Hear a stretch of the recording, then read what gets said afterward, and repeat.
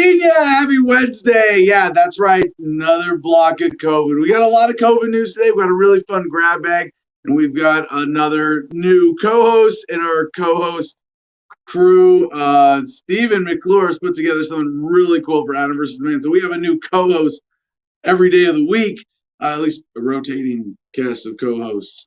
And for today's COVID block, there's a bit of it. COVID is no longer contained on Adam versus the Man. It is. We're not even going to try. It is everywhere. Everybody's got antibodies. Everybody's got the vaccine. And as the title of today's show would imply, the vaccines are working perfectly. You think they didn't anticipate this? You think this wasn't planned? Do you really think the string pullers of society didn't put us in this position very, very deliberately? Well, we will dispel you of that notion today for sure, along with plenty of others about government being good and righteous and authority having your best interest at heart. But that's a typical day here at Adam versus the Man. But we have developed kind of a routine, and I'm pretty happy with it. I mean, let me know what you think in the comments today. Of course, comment co-host John Evans will be joining us in just a few minutes, but we only really get into COVID in depth Mondays and Wednesdays, because we might do Fridays too, but Fridays is Good News Fridays, FINA Friday, so we don't want to be talking about COVID any more than we have to on Fridays. Can you really have any conversation today without COVID being relevant? I mean, I haven't described it as the dark cloud hanging over everything for a while, but even if we're in denial of it, it's still there. And right now, it seems like there's this vaccine-fueled denial of what's going on. So here in Gardenia, we're not part of the United States anymore. We're in the United States, but we're not, well, at least as of July 4th this year, which is, by the way, it's a new holiday. I don't know if you've heard of it, but it's Gardenian Independence Day. It's going to be the first ever Gardenian Independence Day this July 4th. Pat and I have been getting a ton of work done here on the property in the cabin. It's really coming along. If you're in the Producers Club because you went to Adam versus the Man, join us on Patreon, you'll get exclusive content like that update video I'm going to be doing later today as we finish up the drywall. Hopefully all done today with our neighbors' help. We'll get the overhead drywall done. Really a lot easier with 3 people, a lot faster, a lot more efficient. But we got the studio cleaned up. I don't know if you can tell. There's less dust in the air in here, although we haven't gotten to modifying the backdrop yet. We will get there. But this weekend, we get to meet our new sponsor in person, Jay Nygaard, the turbine guy of Go Green Energy. That's Go Green Energy Online. And if Jim as executive producer, Jim is on his promos, he'll be able to pull that out before the end of this sentence. Oh my God, he is. All right. And why don't you, so anyway, Jay Nygaard is going to be here this Friday, Go Green Energy, to install a wind turbine to my off-grid energy system and connect it. Like right now, we have the cabin running on solar, and it's awesome. Like everything works, all the light switches, all the outlets. We just have to hook up a water pump and build a bathroom and sink and cistern and all that stuff to make the water work.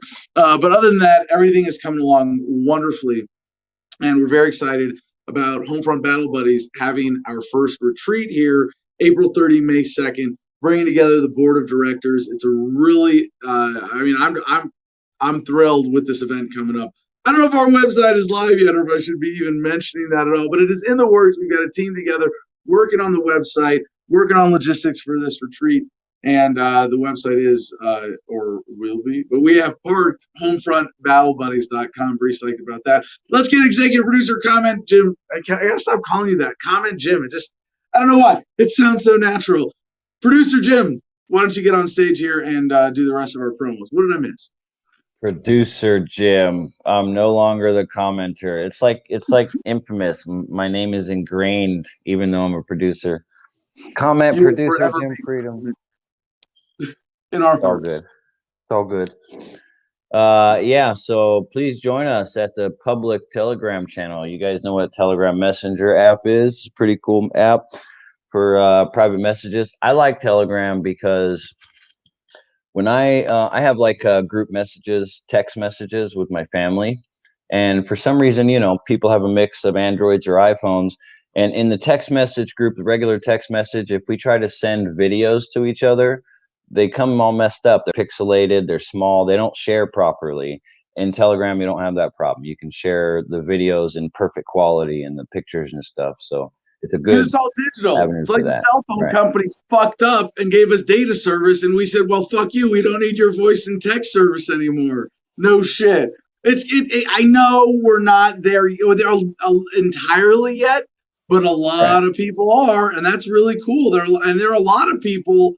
This to me, this is like, oh my god, I'm cutting the cord, kind of like. But there are a lot of people who just buy phones. You just buy a phone and only use it on Wi-Fi. Like, 'cause you're always around Wi-Fi. Yeah. That's it. They don't pay a cell phone bill. And they have a cell phone and it does everything a cell phone does, and they don't pay bills for it because Wi-Fi is out there. It's about to be like that for everybody. We're getting there. The It'll be tech nice. giants, they gotta be fighting us on this one. So check it out anyways. Join us there at t.me/Adam versus the man. That's the public channel on Telegram that everyone that's watching right now and everyone that's watching post live is welcome to. So check that out. If you want, I still got our good friends from Go Green Energy up, my bad. But if you want to join, we're going to find out later what the contest is. Jonathan's doing his sign-in thing so he can show some contests and everything. But if you want to not wait to win a contest, you can just go straight to adamversustheman.com and click the Patreon link. That's going to show you the different levels where you can support the show. $1, $5, $10, or $50 a month. $10 a month is going to get you access to the private producers club chat. So you can just be one level cooler than the people that are in the public Telegram chat. You can be in both, so you can be double levels of cool. After you do that, click your back button on your browser, go back to adamversusman.com, check out the shop that CJ's put together. He's got a bunch of cool items on there, a bunch of attractive models for you to look at.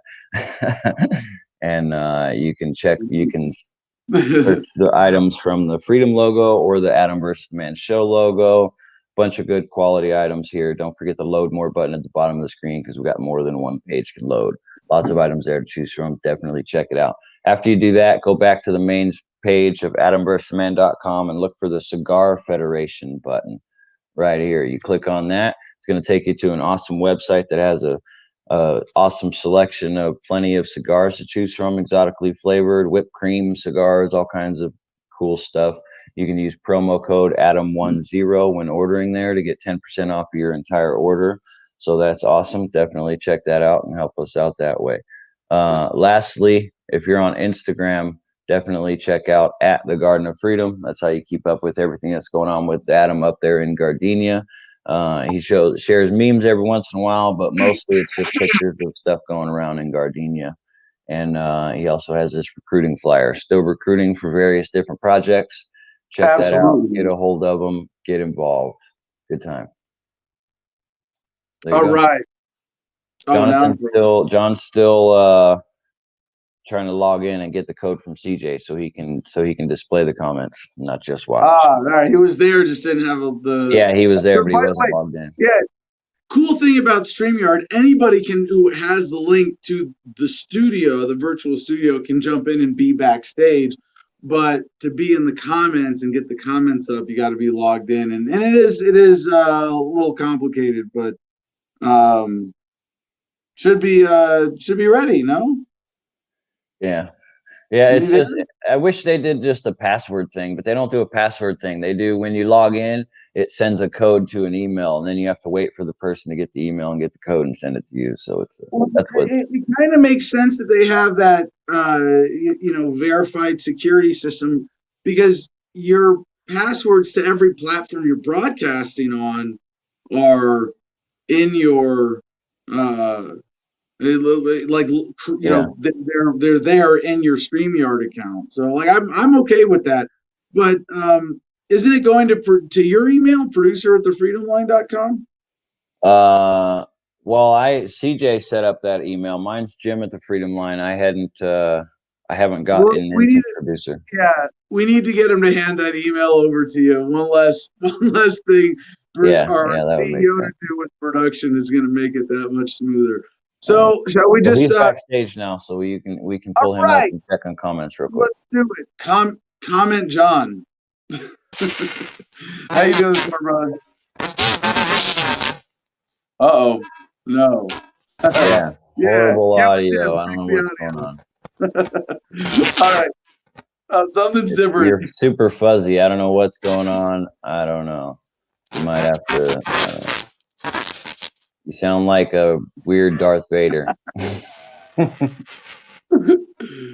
could be audio settings in your StreamYard login. It could be your equipment. Can you? Oh, you sounded clear for a sec. Then you cut out. Say something else. Yeah. I think you're better. Say something. Oh, now no, he can't hear you were us. good, but now he can't hear us. All right. Next time we check before the show starts. Now? Can I hear Yeah, Go. I can hear you. Yes. All right. Now we got you. There we go. Okay. Welcome, John. How you doing this morning, brother? No. No, he's not hearing us. All right. Let's just jump into the COVID block then. Jim, shall we dispense some misleading medical information on this beautiful Wednesday morning?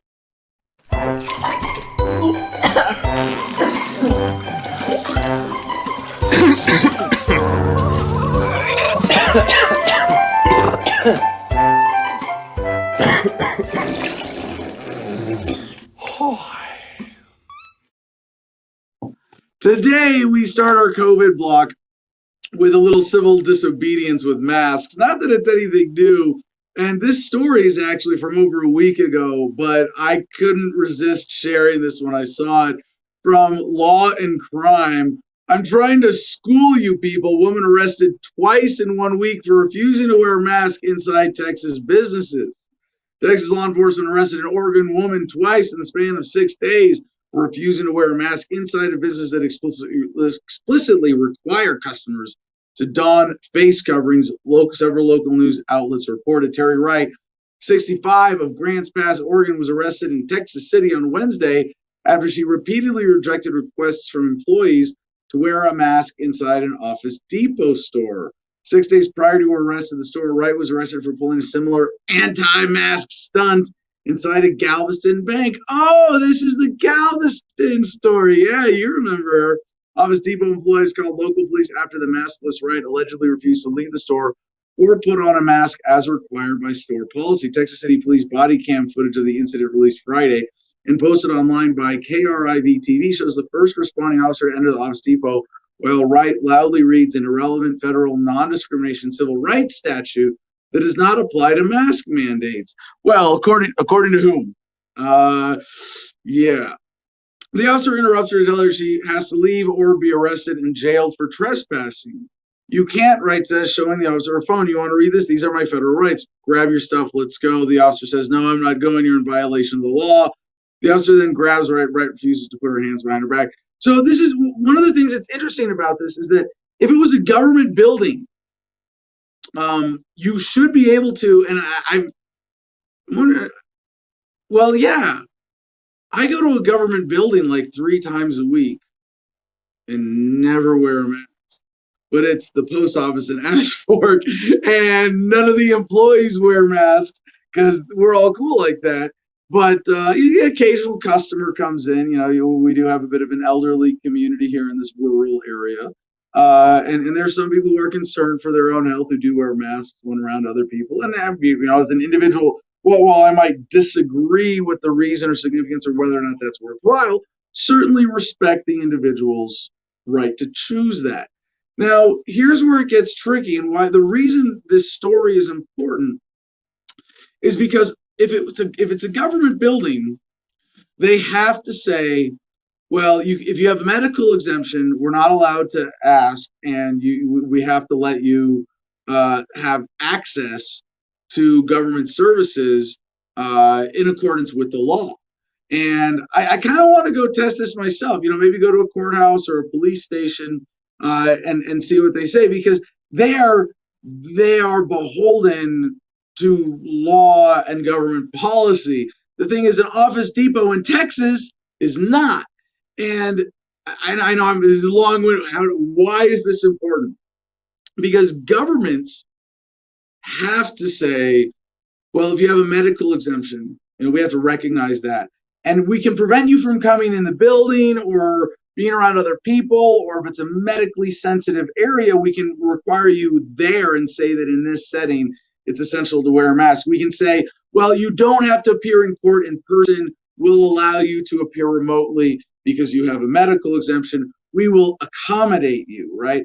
And if you're a business and you want to be in accordance with just the law, you can say, well, we'll serve you at the curb. And this has happened to me. I went to a grocery store, walked up to the deli section, manager comes out, says, sir, you have to be wearing a mask. Hey, we have medical exemption. He says, hey, that's cool. We respect that, but you can't be in here. We will serve you at the curb and respect your right as a member of the public to be a customer here. The thing is, Office Depot or any business could say, well, it's our own policy. We have our, generally there's a standard of being clothed in public. Here's, as an example of another criteria, right? If you walk around naked, you get arrested for indecent exposure. There's a government public legal standard, and it's unfortunate there's enforcement of something like that, but that's the legal reality we live under, suffer from. But with the case of a private business, if they say, hey, clothing optional in our establishment, this is a nude beach, or this, I guess that's not a business. this is a nude bar or pool section, like at the hotels in Vegas, right? Like, then sure, we have different levels of enforcement here. Or, we could say that, like in a lot of business or restaurant, let's go the other way. Let's go with the dressing up direction for a second, shall we? There are restaurants that have higher standards of attire for their customers than public indecency laws. And that's a good thing, and it serves the market, right? Because while some people are okay at a nude restaurant, bar, club, sex party, whatever, do I have walking around naked on my mind this morning? I don't know. But if for most people, seeing people walk around naked, I mean people, not nude models, not porn stars, people, that's not very appetizing. The average naked person, certainly the average naked American, is not someone you want to look at. So a business like, okay, back to we're talking about COVID, right? Back to Home Depot, they ask her to leave, and she doesn't get arrested for violating the policy or the law, except trespassing. And that's okay, right? You don't have federal rights to be anywhere you want for whatever reason. Now, what gets tricky here is that, and there are two separate tricky parts of this story. One is Home Depot is a major publicly traded corporation. Is it publicly traded? I don't know if it's listed, but it's a major corporation that clearly benefits from corporatism and government sponsorship, government protection, government cartel enforcement in terms of preventing competition, or at least limiting competition, and access to the banking system at the higher levels, et cetera, et cetera. All the benefits that Home Depot, as such a mainstream major corporation in America, represents. Therefore, maybe you could make the case as a libertarian, it's a public space, at least for American taxpayers. We've paid for that. We have an ownership claim. And it's subjective and it's partial and it could go either way. And I tend to err on the side of, respect private property, even if it is partially ill-gotten gains, in the sense that the corporation Home Depot, Office Depot. Home Depot. I'm sorry. I did not mean to slander Home Depot. Hardware stores Something about folks getting real, building shit, fixing things. I don't know. The rational mind that's necessary to get shit done in a way that would require you to go to a hardware store tends to influence the way you think about other things. And so I've noticed, it all, based on the type of store and the clientele, based on that this sort of attitude, where people wear masks. I've never been asked even to wear a mask at a Home Depot.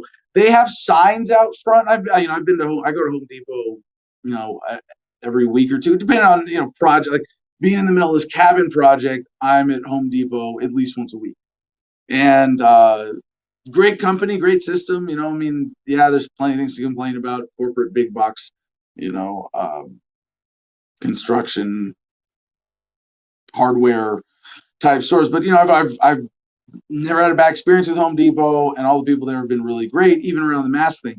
Office Depot, on the other hand, fuck them, apparently, for going above and beyond and setting a standard for their business that is, in a sense, illegal if they're doing it based on the mandates. But here's the point. So remember I said like 10 minutes ago why the story is important is that the government, in order to serve its sponsors who are benefiting from this, and Office Depot, I don't think they're one of them. It's the pharmaceutical companies, it's the mask manufacturers, although most of them are in China. It's the people benefiting from the economic shutdowns, the forced unemployment crisis, et cetera, et cetera, et cetera, et cetera, who are really benefiting from this directly. But government, and I wonder, maybe it's because, hey, they're all owned by the same people. Government authorities just have to create this excuse to wear masks or to mandate masks in your stores. But hey, we're not going to mandate it. We don't have the government. Oh no, the government's nice and kind and gentle, and they never hurt anybody or start any wars or run any police states or anything like that. No. The government's there, the nice guys. Now it's the corporations being assholes. And the thing is, if they're all owned by the same people, you see the government just provides the legitimacy to the mythology, to the requirement, to making it okay for a store like Office Depot to kick someone out for trespassing for not adhering to their new wardrobe policy for customers that requires them to wear masks or be kicked out. So as Maria Evans says, businesses have more rights than people. Yeah, in a sense, in the corporate world, certainly the case. Now, this is totally unrelated to COVID, but I just want to, what are we not paying attention to because we're paying attention to COVID? 1054 went to Office Depot once and not a single office for sale. Flagrant false advertising, indeed. So we go to The Guardian. Mystery brain disorder baffles Canadian doctors. Spasms, memory loss, and hallucinations among symptoms of 43 patients in a Canadian region of New Brunswick province. And this, I'm not going to get into this story, but patients initially complained of unexplained pains, spasms, behavioral changes, all symptoms that could be easily diagnosed as anxiety or depression. But over 18 to 36 months, they began developing cognitive decline, muscle wasting, drooling, and teeth chattering. A number of patients also began experiencing frightening hallucinations, including the feeling of insects crawling on their skin. Meanwhile, the rest of the world is obsessed with the disease that is like the sniffles. Whoop-de-doo, or not paying attention to Bill Gates putting chalk into the atmosphere. Yeah, well, at least we covered that story. And if it comes to fruition, definitely going to cover it some more. But yes, that was Bill Gates' recent floated idea to fight global warming. We'll just haze up the atmosphere with chalk. Yeah. Breathe Bill Gates. And he'll be the only one who can afford clean air when the dust settles. So internationally, DNYUZ, an empty Amsterdam reconsidering tourism. When international travel came to a halt last year, Amsterdam, like cities everywhere, was drained of tourists almost overnight. The effect, according to Sonia Philipsi, owner of the restaurant Lavinia Good Food, was both surreal and serene. Without the crowds, her city was quieter and more beautiful than she had ever seen it. As she said recently, at this point, we're missing our tourists again. But I think there was a moment of really big joy in getting our city back. Yeah. But with people starving, or I shouldn't say starving, but there is something worth noting about how food secure the world is. And I'll bet you could find this correlating with lockdown severity. In countries where people are food insecure, as in their ability to consistently feed everybody plenty of healthy food is not guaranteed, or is not as certain as it is in first world countries like in the United States. If they had the kind of forced unemployment policy that we've enjoyed in the United States, people would be actually starving. You would have hungry people begging for food, at least. Maybe not starving to death. I think it's even we've got the world covered enough that I know there are still places where that's kind of a problem, but no, we might be able to respond. But here in the United States, where we have so much material wealth and ability to at least scrape by on handouts and welfare and other government benefits and charity, then you can really crack down. So Cron.com, remember we've been hearing a lot about Brazil recently, surges there. Brazil is rocked by political turmoil as pandemic outlook darkened. Oh, political turmoil. Actually, these headlines, it's almost backwards. Brazil is rocked by political turmoil as pandemic outlook darkens. I might flip that around, but it might require covering the bigger story in Brazil, which is corrupt people seeking political turmoil, dramatized pandemic to attack their enemies. Kenneth Woodward, I watched 7 planes block out sun, clear blue sky in 30 minutes was completely gray, and they kicked me off TikTok. Community guidelines issues. TikTok is censoring people showing videos of chemtrails. That's fucked up. Yeah, well, those videos are out there. I mean, I hope people keep doing that, but also, come live somewhere that we don't have that problem. What was the comment from Rob B there? Walmart is not private property. They rent the land parcel from the town or landholder.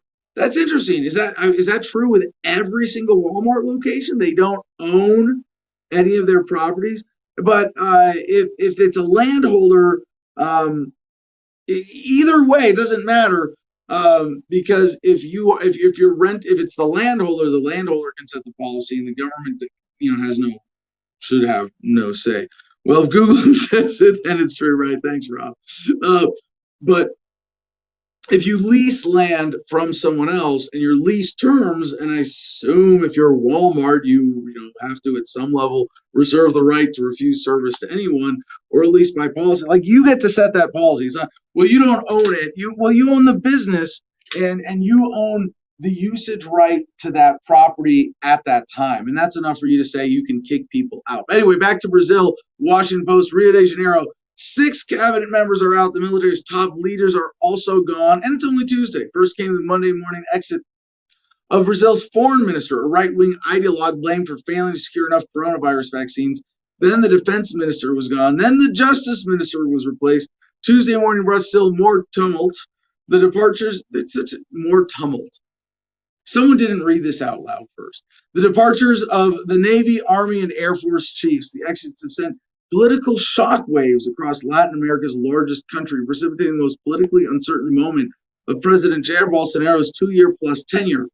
Brazil must now face down what public health analysts could be the darkest weeks of the pandemic, with a raft of new officials and an incoherent national strategy. And again, you translate this into, well, why did this happen? Who was behind this? It's not hard to put the pieces together. The sudden news, some expected, others not, suggested mounting political desperation in the presidential battles.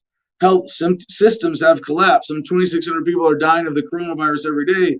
And Brazilians are increasingly looking to blame the future failures of the pandemic. And Bolsonaro has never appeared more vulnerable. Earlier this month, the leader of the Congress implied the president may face impeachment. Now, when I read a story like this, by the way, this is from the Washington Post. There's a space missing. There's a wordo.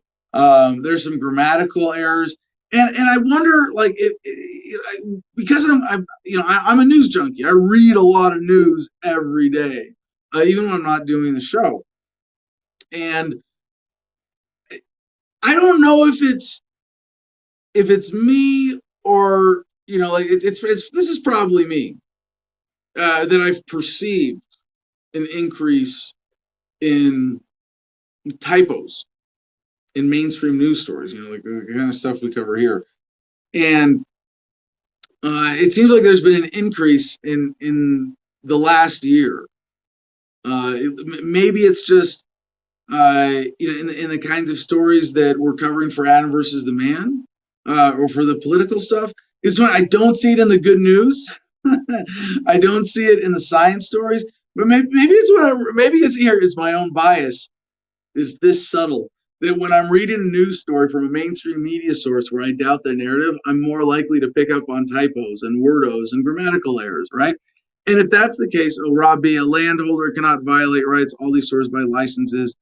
Therefore, they are under control of licensing commission. Yeah, it's not you don't have a right to go in someone's business dressed however you want. The business owner still gets to set the standard of decorum in the business. Even with that criteria, Rob, if any business owner says, hey, you can only come in my store naked, well, all right, then that's the criteria. Or if a restaurant owner, I should really start with the other way example. If a restaurant owner says, no, you have to be wearing, if you're a man, you have to be wearing a jacket. We ask people to leave if they're showing too much skin because, we have a standard of formality because our clientele finds typical human flesh unappetizing.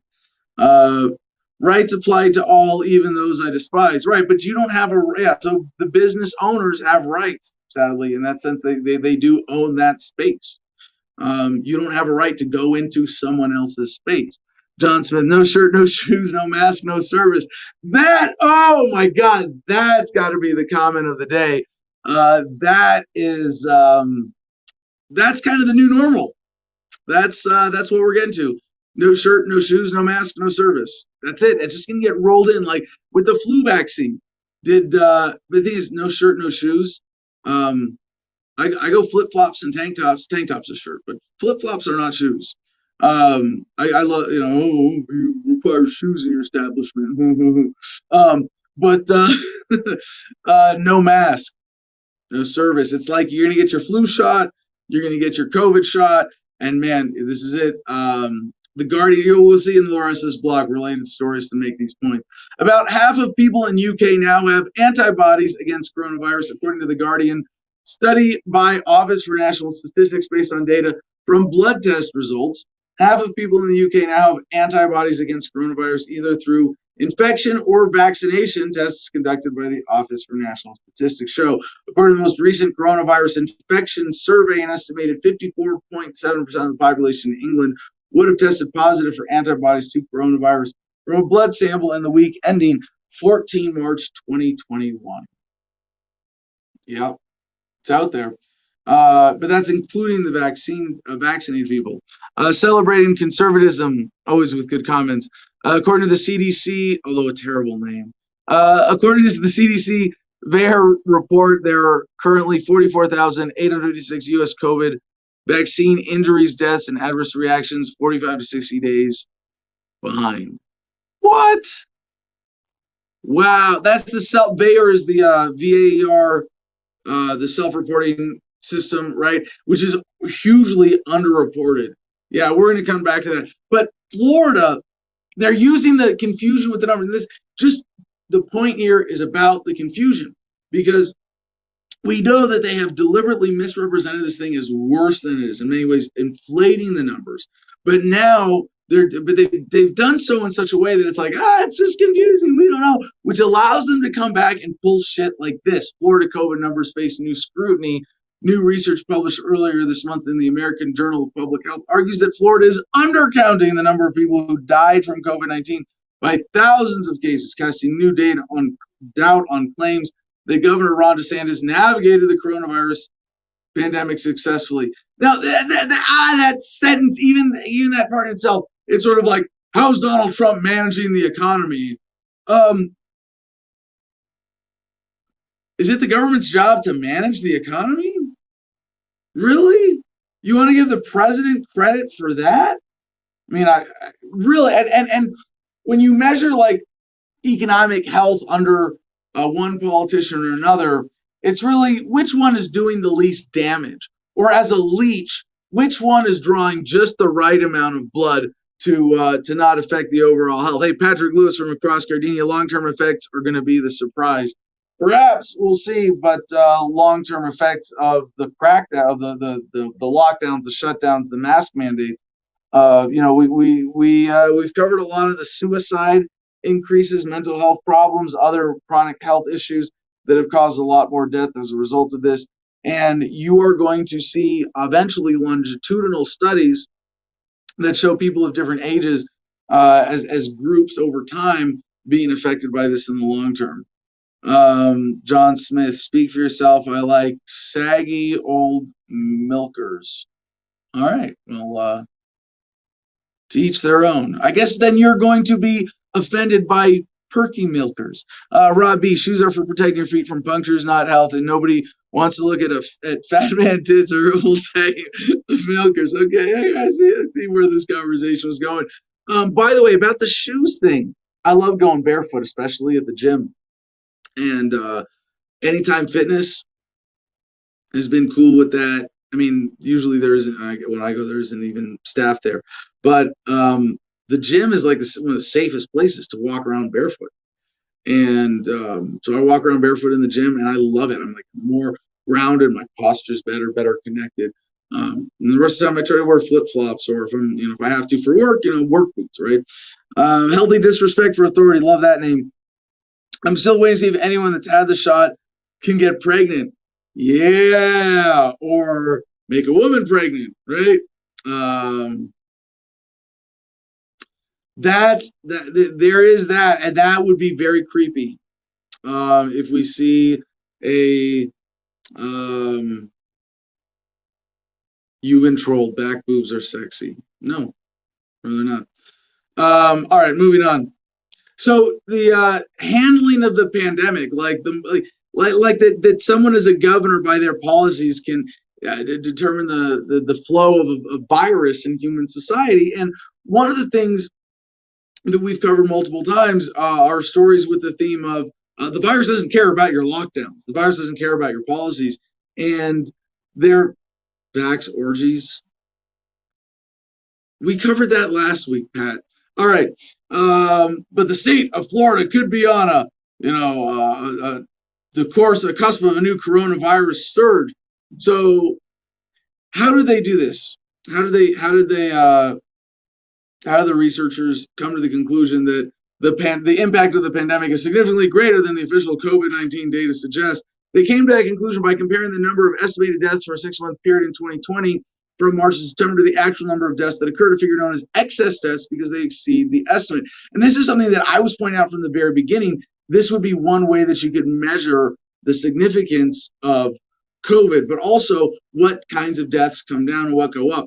And according to them, there were 400,000 excess deaths across the United States in 2020, a spike closely correlated to the coronavirus pandemic. However, they call that a spike. 400,000. Do you know how many Americans die? We're gonna do the math here because we calculated this a long time ago. With a population of about 330 million, it's about 7,500 Americans who die on a regular basis. That's our just daily turnover with this population, and population grows by about 12,000 a day. So if you take that number, 7,500 by 300, 7,500 per day by 365 days a year, you get 2.7 million. So 400,000 excess deaths for a year is what, like, well, let's see, percentage wise, what would that increase be?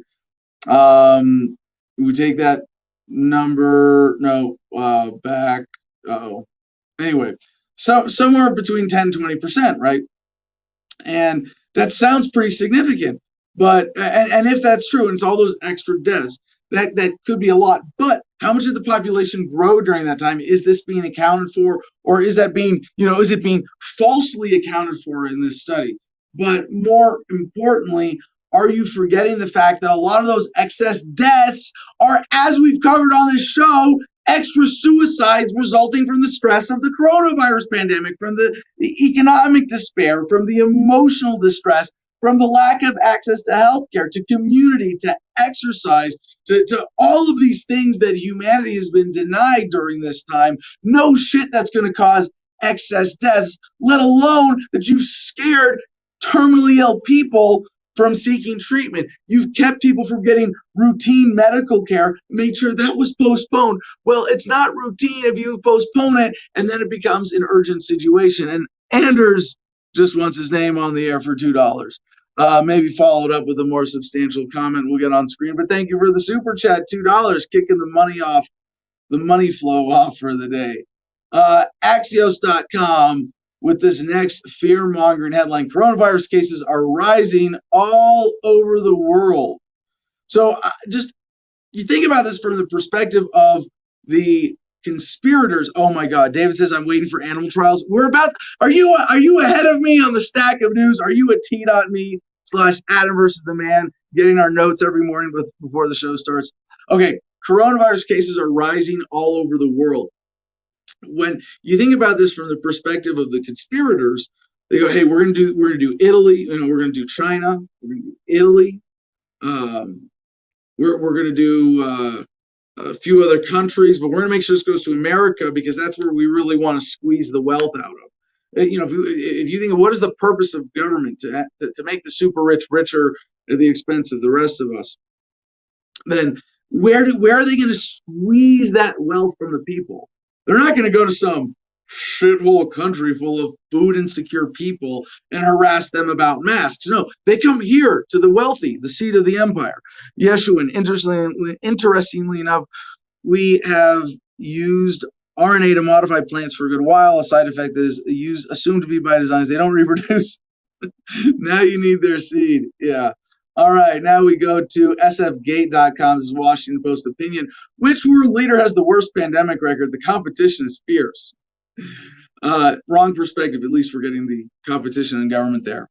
Hey, Ed Vallejo weighing in as Psychic Taxi in the comments on YouTube. I have a cavity I've needed filled for over a year. And thank you for pointing that out, because it's just one of those very, under considered points of this whole thing. Like if you had a cavity, well, maybe now you need a root canal because dentist's office were shut down because you can't wear a mask while someone's poking around in your mouth. How about that? And then, well, what's that root canal? It's pain and discomfort every single day with that cavity or with that dental issue.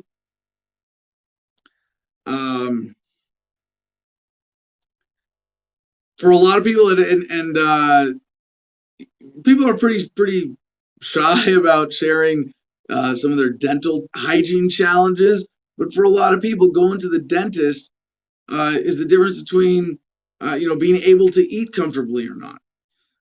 Mercedes weighs in. Okay, humans are animals. We're of the mammalian flavor. We're in trials right now. Yep.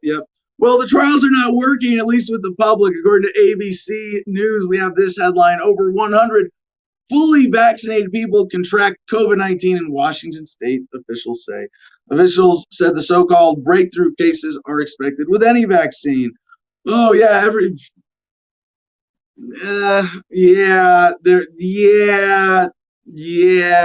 going to be exceptions. There are going to be mistakes, but this is I guess pretty significant. And again, how many people get vaccinated? Like for most people who don't have either the mental bandwidth or the intellectual inclination Before they got the vaccine, if they got the sniffles, oh my God, it's COVID. If they get the vaccine and then they get the sniffles, oh, I've got the vaccine, it's not COVID. Nice trick there, right? Over 100 people in Washington state have tested positive for COVID-19 more than 2 weeks after becoming fully vaccinated against the disease, officials said. The Washington State Department of Health is investigating reports of the so-called breakthrough cases, which it said are, oh, did I already read that? Anyway. And this is out of the 1.2 million people who are fully vaccinated against COVID-19. Washington epidemiologists have reported evidence of 102 breakthrough cases in 18 counties since February 1, representing less than 0.01% of all fully vaccinated individuals in the northwestern U.S. state. So if you read this the story without reading between the lines, you go, oh my gosh, it's so safe. It's so effective. Only 0.01%. But how many does that mean are vulnerable? If you trust these numbers at all. And that's a scary thing to have to say. But wasn't it? I'm pretty sure it's the Washington State Department of Health who reported the gunshot to the head death with COVID as a COVID-caused death. So, no, definitely not trusting that. Now, to the animals. Forbes.com, world's first animal COVID-19 vaccine registered in Russia. Here's what that means. Yeah. The world's first COVID. I mean, I do like using language accurately and not saying humans and animals, because that's like saying drugs and alcohol. Like, alcohol's not a drug. Like, humans aren't animals, right? Like, you wouldn't say cars and sedans. You wouldn't say, I don't know. I could flowers and gardenias. You wouldn't say birds and crows. You wouldn't say. All right, I'll stop. I got more examples, but they don't get any funnier. The world's first COVID-19 vaccine for animals has been registered in Russia. The country's agriculture watchdog announced Wednesday, paving the way for an official approval that could help prevent dangerous mutations emerging in buoy animal-driven industries such as mink fur farming that have been devastated by the pandemic. Right. Maria Evans, my sis got the vaccine and now says she can't smell or taste anything. Oh, fuck. How long, Maria, if you don't mind following up, how long ago was that? And there's a term for that we learned early on, like synesthesia, something about if you can't smell or taste, and that's a common symptom or a telltale symptom of COVID. But there are plenty of you say it like that. Hey, you're gonna lose your sense of taste and smell, and it's like, wow, that's kind of a big deal. But you think about like all the colds and flus out there. I mean, haven't you ever had a really bad cold where you're just like, yeah, I can't taste food, I can't smell shit because I'm congested. If you're congested, like, so there are a lot, like if you go, if you have a runny nose, if you have a sore throat, you probably have COVID. If you can't smell or taste, you probably have COVID. Or that's the telltale sign, guaranteed. That's the unique thing, because we don't talk about it. Well, you lose your your sense of taste and smell. And I know that with some people with COVID, it's not the same thing, and it's more severe than that. But there's like losing your sense of you remember taste is largely through like your tongue senses sort of limited flavors, sweet, sour, spicy, whatever, and the more complex flavors of the palate are detected through the nose. So the idea that an upper respiratory system would interfere with those senses is very actually typical. Mike Taylor, I don't trust Fox like that. I just look at the news sources, all the news sources, so I know everything while I try to anyway. You can't just look at all the news sources if they're all full of shit. To see the different flavors of lies might help you untangle them.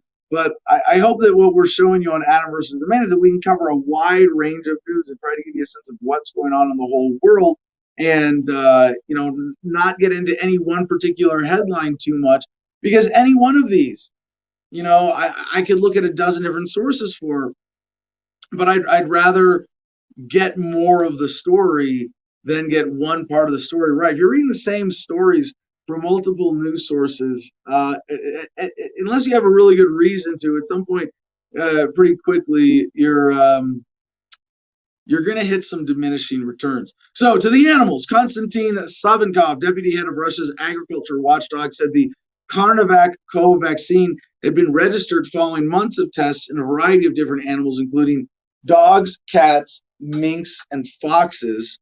All animals tested developed antibodies to the novel coronavirus, Savinkov said, with ongoing tests indicating an immunity that lasts for at least 6 weeks, or 6 months, excuse me. So 6 months.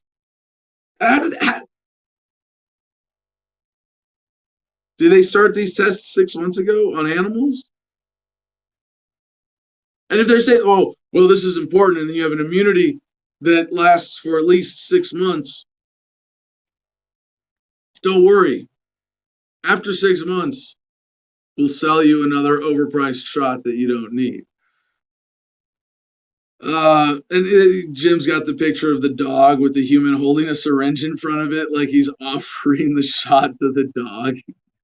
Okay.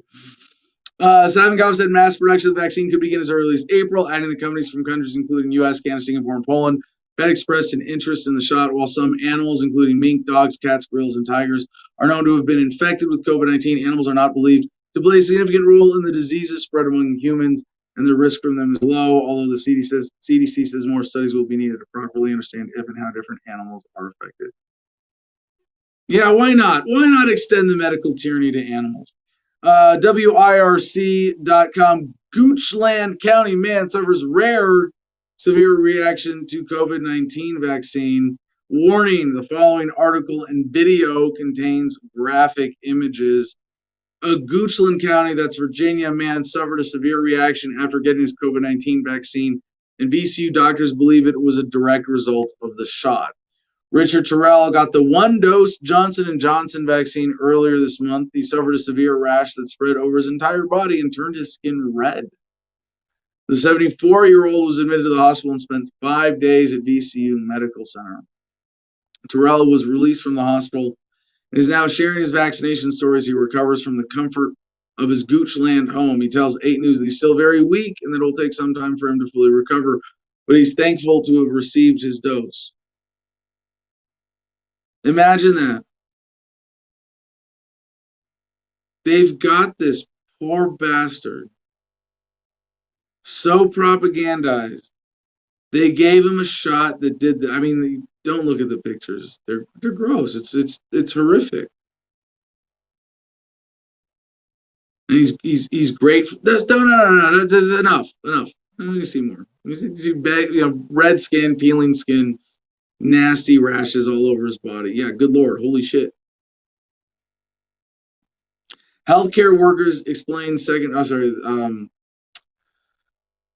There was a link in the story here. It all just happened so fast. My skin peeled off, Terrell said as he looked down. It's still coming off on my hands now. On March 6th, Terrell received the Johnson & Johnson vaccine in Ashland. He shares that everything went perfectly fine. Over 4 days later, he started experiencing symptoms.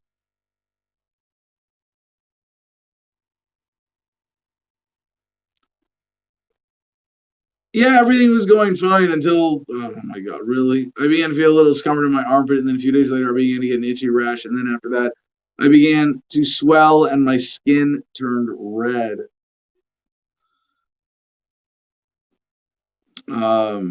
He had a consultation with a dermatologist, was told to go to the ER, was admitted. The rash quickly spread over his body. His legs and hands were almost unrecognizable from swelling, and his skin was red and patchy. It was stinging, burning, and itching whenever I bent my arms or legs, like the inside of my knee. It was very painful where the skin was swollen and rubbing against itself. After conducting a biopsy over the weekend, it was determined that it was a drug reaction. Dr. Newton says it could have been life-threatening if untreated. Skin is the largest body organ in the body. When it gets inflamed like this, like his was, you can lose a lot of fluids and electrolytes, said his doctor. She said that through careful testing and process of elimination, as well as consultation with colleagues, around the world, it's been determined that the rare reaction was sparked by the vaccine. We ruled out all the viral infections. We ruled out COVID-19 itself. We made sure that his kidneys and liver were okay. And finally, we came to the conclusion that it was the vaccine that he had received that was the cause. They believe his reaction has something to do with his genetic makeup and the vaccine type. And yeah, I don't want to say like this is, they're saying this is extremely rare. We're not seeing this as, and if the vaccine was a good thing, you could look at a freak story like this and say, well, as long as they disclose the risks and they take responsibility for them. The problem is the company, oh, did you forget? Yeah, the company that gave this to them before they did had government make sure that they're not liable if something like this happens. I'm sure they're going to pay them off just to make it look good. But for all the potential class action lawsuits, nope, not going to happen. And the side effects of the vaccines are clearly being underreported and their effectiveness exaggerated. Pfizer BioNTech says COVID vaccine is 100% effective in kids ages 12 to 15. Well, you know what? This story really motivated me to get in on the pharmaceutical racket. And I just want to tell you that I have invented a COVID vaccine that is more than 100% effective in trees. If you take my vaccine and you inject it into a tree, I guarantee you that tree will never get sick with COVID, not even the sniffles, not even die. And if you want to buy my vaccine, it's only $10,000 per injection, but you only need 2 in order to protect your trees. And this shots, it's like I said, it's a double. You will have to do it every year, and if you don't after the first year, get that follow-up shot the second year and every other year for the rest of your life, then all of your trees will die.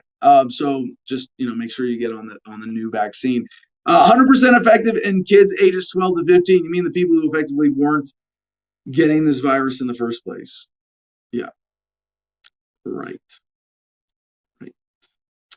Battle rages over vaccine passports. According to thehill.com, Republicans are up in arms over the possibility that businesses and local governments may require vaccine passports for people to get access to certain activities, buildings, or events. A lot to get into here, but we're going to stick with the big picture rather than get into the American policy here. Now, quick sidebar to our COVID block with 2 econ stories that are very much part of the COVID story, because why did all this happen in the first place? To make the super rich richer at the expense of the rest of us. And now Business Insider has this headline. We've covered this before. America's billionaires got 44% richer during the pandemic, while more than 80 million people in the U.S. lost their jobs. And the picture here they have is Sergey Brin and Larry Page, who have seen the biggest year-over-year net worth growth among American billionaires. There are 657 billionaires in America. Their combined wealth grew by 44.6% during the pandemic. A study from the Institute for Policy Studies shows. Meanwhile, 80 million people in the U.S. lost their jobs from March 2020 to February 2021. Remember when kids used to aspire to be millionaires? No, not anymore.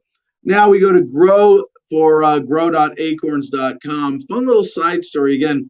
39% of Americans have no money in the stock market, and over 50% say it's rigged, survey finds. The number one reason Americans aren't investing is because they don't have the money to do so. Yeah, no shit.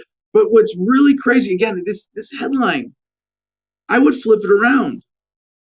39% of Americans have no money in the stock market. That means 61% of Americans have money in the stock market. It's that, imagine if there was a casino that 61% of Americans played at. They would be very rich. No shit. And despite the fact that 61% of Americans have money in the stock market, over 50% say it's rigged. They go to the casino knowing that they're going to lose. I just had to point this out because this is and a lot of this is more passive investments, mutual funds, IRAs, 401ks, things that are built into your employment or what have you. But you always cash out instead of keeping your money in the stock market. But a lot of people have been tricked through mainstream corporate jobs into accepting as benefits. Well, you're going to get access to this account or matching funds or blah blah blah. We care about your future. We want you to invest responsibly, and so we want you to go to this casino called the stock market that most people know is rigged. So why again? Why is this happening? We go to Bloomberg Opinion, technology and ideas. Andreas Kluth. We must start planning for a permanent pandemic. With coronavirus mutations pitted against vaccinations in a global arms race, we may never go back to normal. And this is absolutely true. Sorry, I just got a text, and I normally don't even see text during the show, but someone asked, and this is someone who I don't know if they want, because it's a private channel, said, can people send Jim crypto for his teeth? Absolutely. And if you want to email me or email Jim directly, Jim at thefreedomline.com, or hey Jim, someone wants to send you money, put your email on the screen. Not mine, Jim. There it is, Jim at thefreedomline.com. If Jim can't, Jim, I don't know how handy he is handling crypto, but if he can't figure it out between the two of us, we will make sure that we can get crypto going to fix Jim's teeth. Thank you for reminding us of that. And Jim, you were supposed to put that in the promos today. But anyway, the global arms race with coronavirus. For the past year, an assumption, sometimes explicit, often tacit, has informed almost all of our thinking about the pandemic. At some point, it will be over, and then we'll go back to normal. This premise is almost certainly wrong. SARS-CoV-2, protean and elusive as it is, may become our permanent enemy, like the flu, but worse. And even if it peters out eventually, our lives and routines will by then have changed irreversibly. Going back won't be an option, only ways forward. But to what exactly? Now, this is a lot of false presumptions in this whole narrative, but this is a very good point. And I do like this author's perspective. I mean, we become like the flu, but worse. But here's the problem with this. And there's a way of thinking about it that kind of helps put it in context. This is sort of like, what's the worst case scenario for the virus itself? It's that we have like cold and flu and COVID. And there's this just general new category of human disease out there. And it could be, although I think, it's going to get categorized eventually as they're going to come up with another term for it, respiratory diseases or communicable, whatever. And it might all just be rolled into one sort of thing that's part of this layer of medical tyranny. But it will go away eventually as not only we learn to handle it. And again, I've said before, the worst that it could really get is that they bully us into bubble boy world or bubbles. Everybody's in a hazmat suit all the time, that they're around other people. And if that's the case, okay, well, you'll still have your, private sex parties and, you'll have your intimate family household groups if you want. But the comparison to the flu is very apt, because if you look at the mortality rates, it's actually lower than the flu in a lot of cases. And some people will say, well, look, it's so much more virulent, it's so much more viral, it's so much more transmittable, and way more people are getting this than the flu. Well, think about it for a second. If you look at the flu today, if you took it away completely from society, from this great global human family petri dish, and then reintroduce the flu all of a sudden, it would be way worse than COVID. That would be a real pandemic because nobody would have it'd be like the 40,000 people who die. Imagine this, right? Because what is it? Let me get the number. It's been a while since I've looked this up. How many people die from flu in normal year in America? I think it's like 40,000, or that 40,000 is highway deaths. Was it a coincidence? 30 34,000 to 43,000 U.S. death toll from the flu. Yeah, most years. So that was 2017, 2018. So about 40,000 people die from the flu every year. Now, what's the average lifespan of an American? About 80 years. So let's say 40,000 people a year times 80 equals 3.2 million.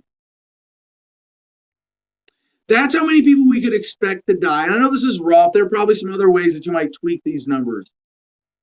But if you took away the flu and then reintroduce it to society, you might have in this initial spreading phase of the flu getting to where it is today. And we have variants of the flu, and we have to get a new shot every year. Bullshit, don't do it.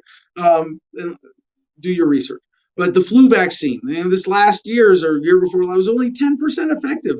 Why the fuck would you put any drug in your body with a 10% effectiveness rate that you can have just as much benefit if you wash your hands and a little more hygienic? So 40,000 a year times 80 years would be 3.2 million. That's a lot. That's just in the United States. So U.S. death toll, COVID. I don't know, where do we get the latest numbers on American official COVID deaths, right? Let's see. Oh, Yovoga is using Google, for Christ's sake. Yeah, because it's the standard, and I actually that's one of the reasons that I'm tapping this not as the ultimate source of information, but just to show how easy it is and commonly understood these basic numbers are, that with just a little bit of analysis reveal some very startling and important truths.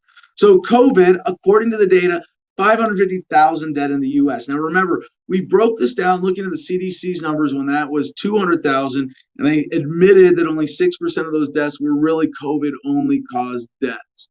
And yeah, it's possible. We have someone who's very old and frail and has a weak immune system. You get the flu, they might just die. Like that's part of life. Get it? It's gonna happen. Okay. And it's important to recognize then, therefore, that the majority of the deaths allegedly caused by this thing aren't really COVID deaths. That it's a contributing factor at best. And for most of the cases that they were reporting as COVID deaths, it was people who died with COVID, not from COVID. And the comparison I made very early on in this thing was to the STD HPV, right? The human papilloma virus that causes genital warts. Whereas, a lot of people have it, and what is it, like 80 or 90, like 90% of sexually active American adults have HPV or have had it, or it's extremely common. And if you tested everybody who died in America for HPV and you listed every positive death as an HPV death, you'd be like, holy shit, well, 90% of deaths are caused by HPV, and that's not the case. So you look at that 6% number versus the 100%, and we've had some extensive conversations kind of hacking this out, because it's not. I mean, you then, so that's 6% are really COVID only cases, and these numbers are still manipulated, but I think roughly true. And again, just a little analysis reveals how they've been presented in such a misleading way, right? So it's somewhere, but so you can't count.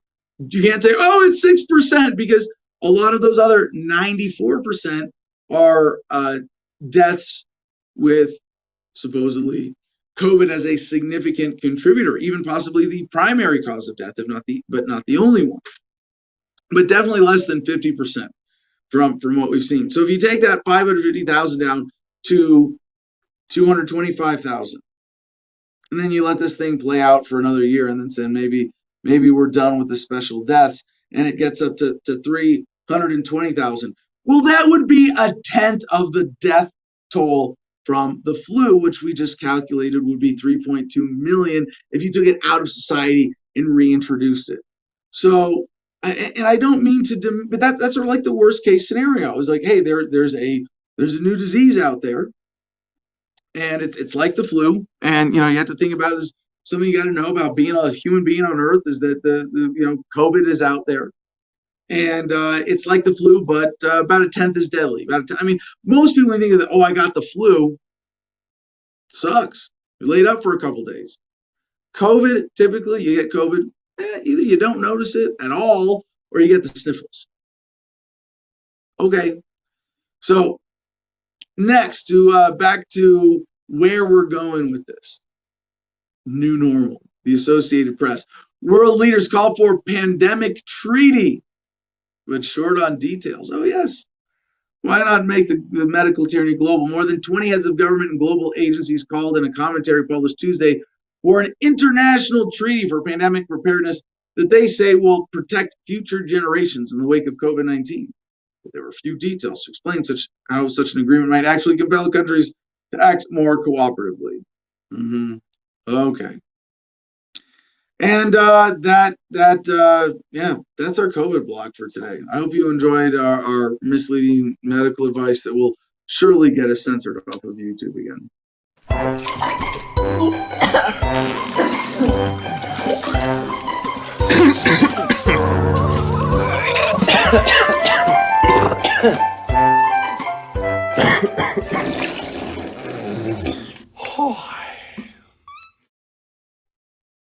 All right, let's get Comment John up on stage here for a minute. Check in with the audience. He's been doing a great job keeping those comments flowing. Really appreciate it. John, what's your favorite so far? No audio. Just muted in StreamYard to be polite. There you go. That's it. Audio's been fixed. Sorry about that in the beginning. Man, there's been a couple good ones, dude, but I haven't really. What was the contest today? The audio issues kind of. Did you guys already pick something? Did we forget that? It's supposed to be up to you, but I want to give it to whoever said no shirt, no shoes, no mask, no service. That was the John Smith guy, I think. Has he won? Is John Smith? Is that? I think we've heard him once or twice. Our Producers Club defending their see, if the Producers Club members win the comment contests every day, then you have to buy your way in. It's like how you defend the Producers Club. Keep it small, all right? Keep it exclusive. But no, do you have something? I mean, that's our leader for today. If someone can beat that, but what do you want to see in the comments? Mine was on a completely different track, honestly, what I was thinking. But if you want to go with that one, we can do that and give him another chance. I was thinking today is what, the 600th episode of Adam versus the Man, if I'm not mistaken. Who's counting? I might have counted one or two. I can tell you for sure that if you're counting so that you can make sure you've watched every episode, you need to find something better to do with your life, and I guarantee you're not going to find every one because there are a lot of misnumbered and missing and episodes that we did that just didn't have numbers because, we skipped numbering. Did we do a week without numbering the shows? Oh, shit. Well, your first show was what? April 12th, 2011 on RT, so that's 10 years ago. No, the first version of Adam versus the Man. Well, you had the podcast and the AM radio.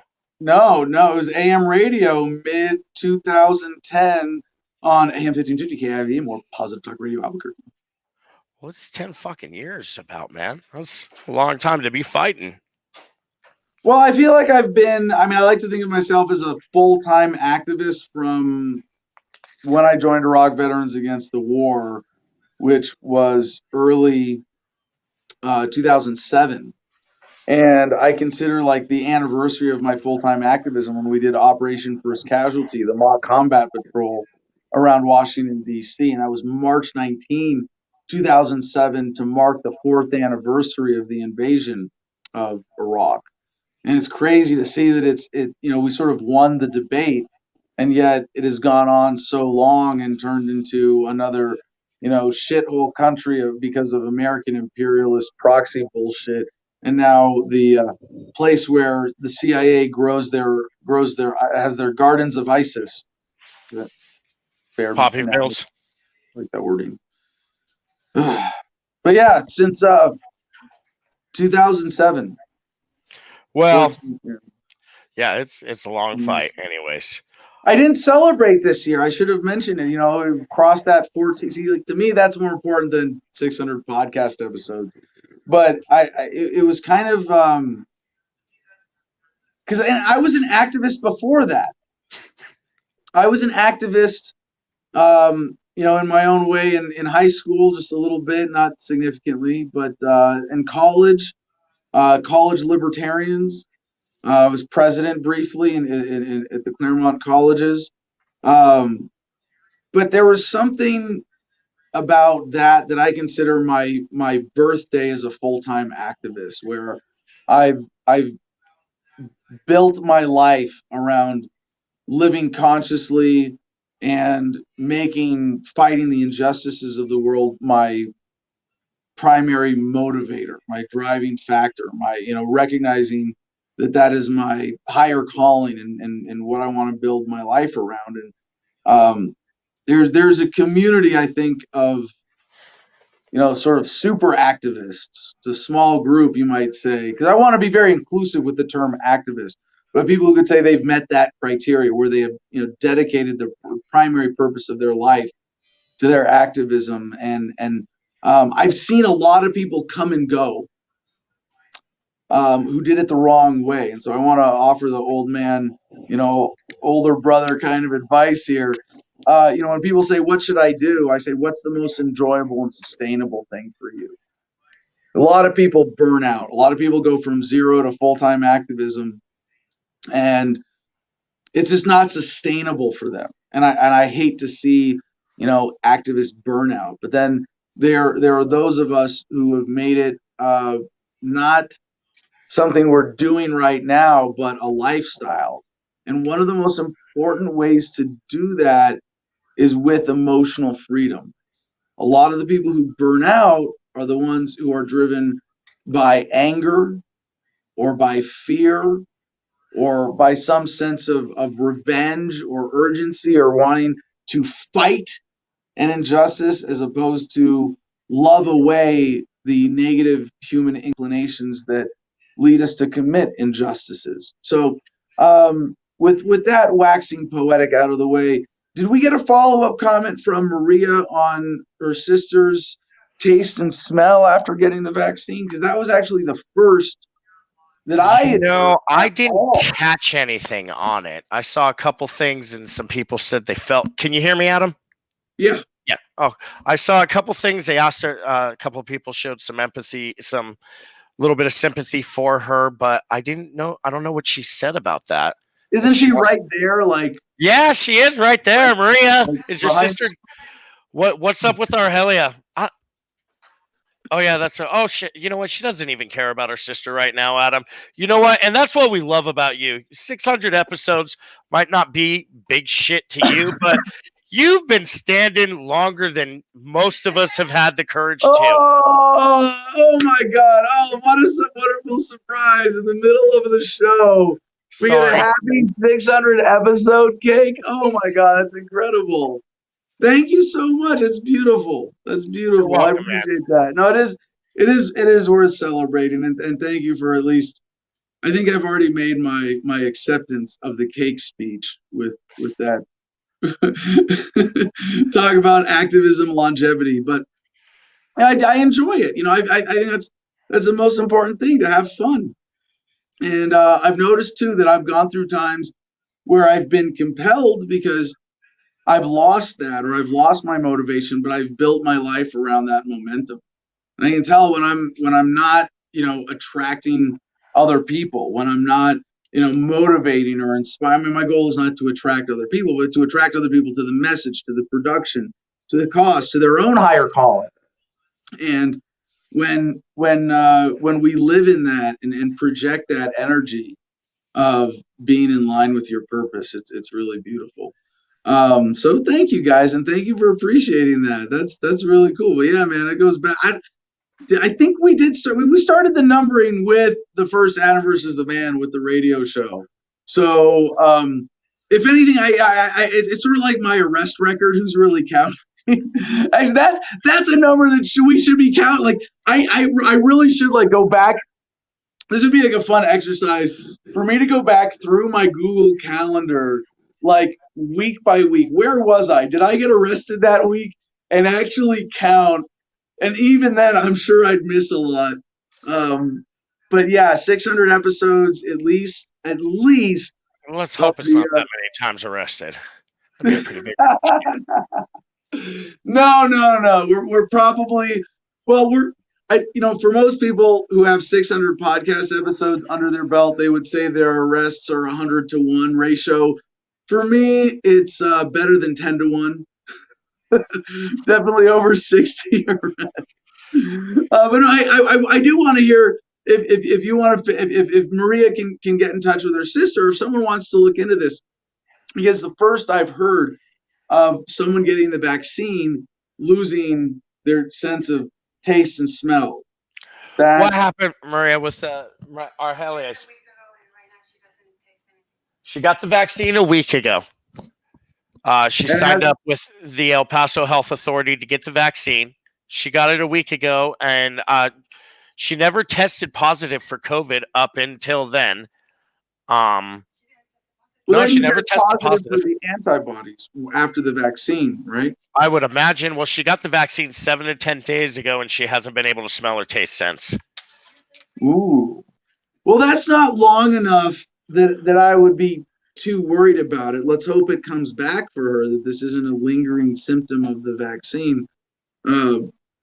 But that's sort of a typical expected vaccine reaction, that you had a minor symptoms like the disease for a period of time, and a week is still within the normal course of your body responding to a flu virus. So I wouldn't be worried about that yet. But if that's common, well, I know it's common for people who have it to lose that, but the vaccine.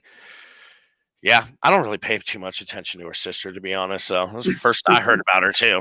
Hey, Adam, Stephen, did you have to weigh in on this one? So, well, there's something else I need to talk to the people about. But if it's okay, the taste and smell thing isn't okay. It's not directly related to COVID. It's COVID eats your vitamin D in your body, and your vitamin D causes the taste and smell. That's what that is. Interesting. Yeah. Isn't that the shit you get from being out in sunlight? Vitamin D? I know it's like milk, but I think you also get it from being out in the sun. There might be a correlation there. You should have. So Stephen, I want to point out then that I was wrong to attribute it to normal flu, congestion, cold type functions that normally interfere with taste and smell. There is a distinct mechanism by which this happens through a vitamin D deficiency caused by the virus. Well, flu does it a little bit, but COVID does it a lot of bit. So I had my blood tested. I went and got a battery done before I got COVID the first time. I've had it twice. My units were like 75, which is medium. It's where you want it. You want it between like 60 and 100. I was at 75. I got COVID twice in the course of a month, and 3 weeks after the second time, I was cleared to be out in public again. My D was at 2 units. So I went from 75 to 2. They put me on clinical grade D, and now I'm about 58. So you like that D, huh? The D was treating you good, was it? Yeah, sure was. Now that's interesting that's the mechanism by which it functions. Yeah, this is what you get for being a veteran. Wow. So what's the difference between medical grade and like regular vitamin D supplements? So the pill that you get from Walmart is about 2% of what they can give you with a prescription. Oh, so it's a huge dose. I mean, it's just a mega dose. It was affecting the color of my skin at some point. Wow. So just Bro, megadosing and I had it. I tested positive the first time. I was cleared. I was retested, tested negative 2 times in a row, and then a week later I got it again. So in 5 weeks, it affected me for 4 of them. all right. Well, our leading comment in the comment contest is still no shirt, no shoes, no mask, no service. But John will be looking for a better one during the show, and I'm sure with Steven looking over his shoulder, we'll have some more interesting comments Can I have popping 2 up minutes? as well. Some crazy shit's going on. Can I have 2 minutes? Okay. I'm going to post a phone number here. I have a friend, Dan Hayes, who lives in Porterdale, Georgia. I was living there when everything went down with the whole Easter thing last year. There's a cop there, Chief Cripps, who pointed a gun at me when I had the warrant for my arrest, put a gun to my face, told me to get the fuck down. I had a felony warrant. It wasn't a felony warrant. It was a misdemeanor warrant. Dan was arrested Monday night for refusal to clean property. So Dan had a Joe Jorgensen sign in his yard. He was told to remove it. He said no. They said, he had what in his yard? A Joe Jorgensen sign. He was told to move it, and he said, fuck off. As you should. So code enforcement calls the police department and says, this dude's telling me to fuck off. And he said, I'll call the cops and tell them to arrest you for trespassing. I've told you not to come on my property again. I'm not even technically. So like part of his property's in the city, the other part's not. His house is not.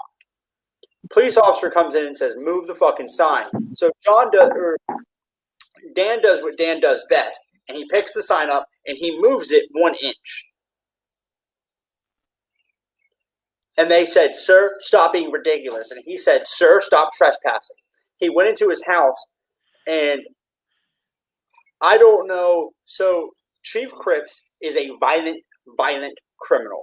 Chief Cripps is a piece of shit. He, when I was 15, punched me in the back of the head because I matched the description of somebody that stole a can of soda. He is a belligerent motherfucker. Where is this? This is Chief Cripps in Porterdale, Georgia. So he was arrested. They came into his house and told him he was in a confined space, and by law he had to wear a mask. And he said, I've got a gun. You need to leave. So they tased him, and they're refusing to let him out on bond. Because he said, and I quote, here's what's going to happen. You're going to arrest me. I'm going to make bond, and I'm not going to ever see you guys again. I don't come to court on bullshit charges. So they convinced the judge that he was a travel risk. So here's what I want people to do. His biggest charge was cussing at a law enforcement official. If everybody could call this pretty little phone number right here and inform Chief Cripps to suck your dick, that would be great. Let's do this again. Remind people at the end of the show, and Steven, I hope by then, do we have a write-up for this? Something that people can reference while they're calling? He was denied bond 45 minutes ago, so no. Okay, so I like, when I do a call flood, something like this, I like, or I'm helping a call flood and making a call, I like to have a little paragraph in front of me that I can reference. Facebook, I hate to admit it, is a good format for a post like that.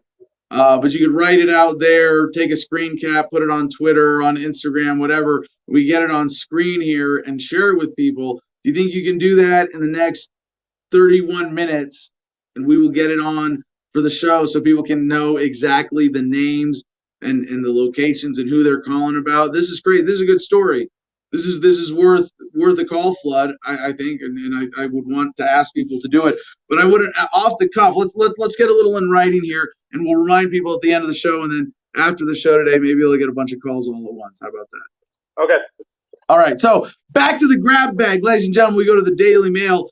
Ex-DOJ official accused of $25 million extortion plot by Gates slams totally false claims and challenges him to prove it, saying it's a blatant attempt to distract from the fact that Matt's under investigation for sex trafficking a 17-year-old girl. Now, if you didn't hear about this, the headlines over the last few days have more led with Congressman Matt Gaetz is being investigated for sex trafficking a 17-year-old girl. Now, this is one of those times when, like, I hesitate to defend someone who may be taking advantage of. I fuck every member of Congress ever except Amash and Paul, right? Okay, maybe a couple other good exceptions there. But yes, I'm talking to you, Massey. The standards are pretty high if you want to be one of the good guys in Congress. But and Rand, you've got a long ways to go. But Matt Gaetz and the sex trafficking a 17-year-old girl, it's bullshit to call it that. It's apparently that he paid for travel over state lines with a 17-year-old, and that made it sex trafficking. Like, if it's sexual relationship with a minor, or there's statutory rape, and even statutory, like, rape,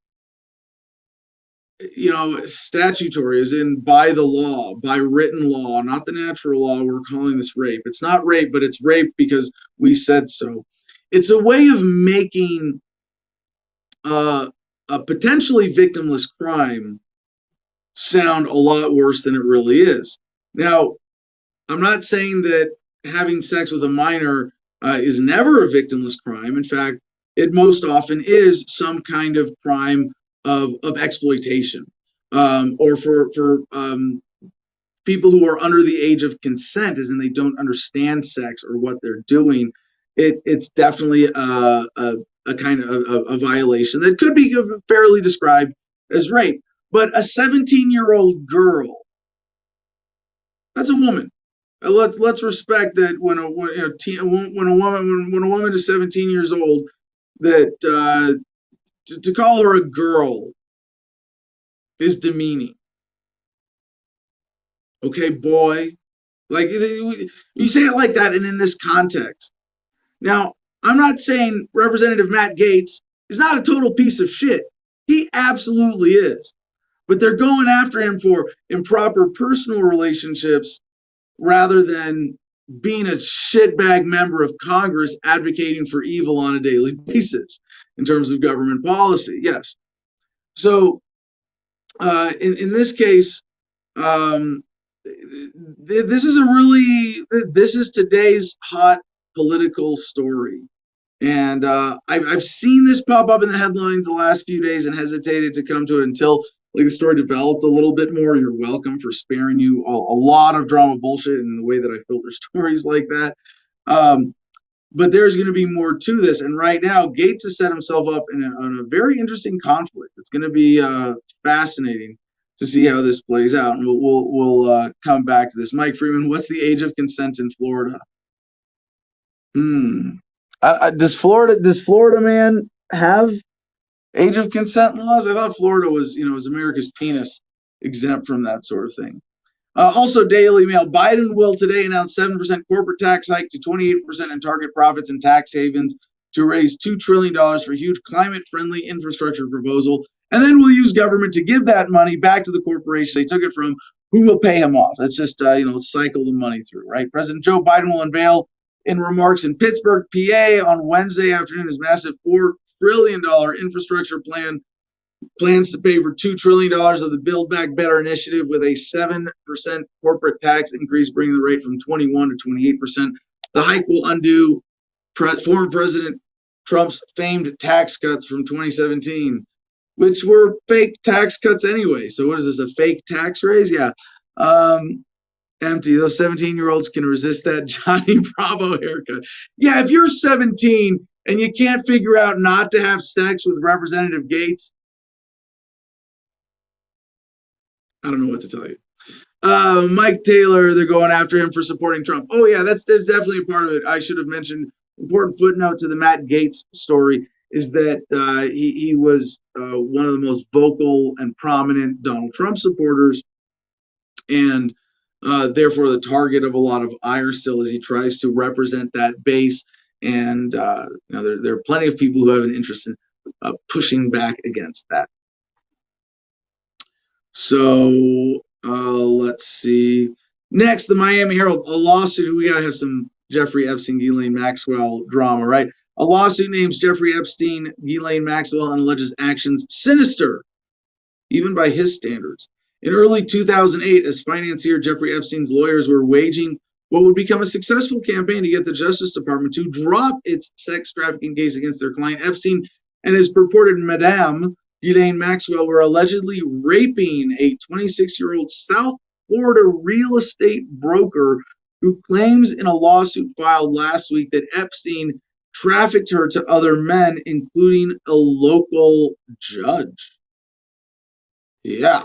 The story stands out among a number of civil claims that have been filed in recent months against the late financier's estate and his co-executors Darren Indyke and Richard Kahn, while most of the allegations involving Epstein and his associates follow a similar pattern involving how victims were recruited and abused. The case filed March 22 involves allegations far more sinister than others. The woman, who is identified only as Jane Doe, claims that Epstein and Maxwell repeatedly raped her in front of her 8-year-old son at a hotel in Naples, Florida in early 2008, that they trafficked her to have sex with a number of other men, including an unnamed local judge, I want names, and that Epstein forced her to undergo vaginal surgery so that he could market her as a virgin to one of their high-profile clients.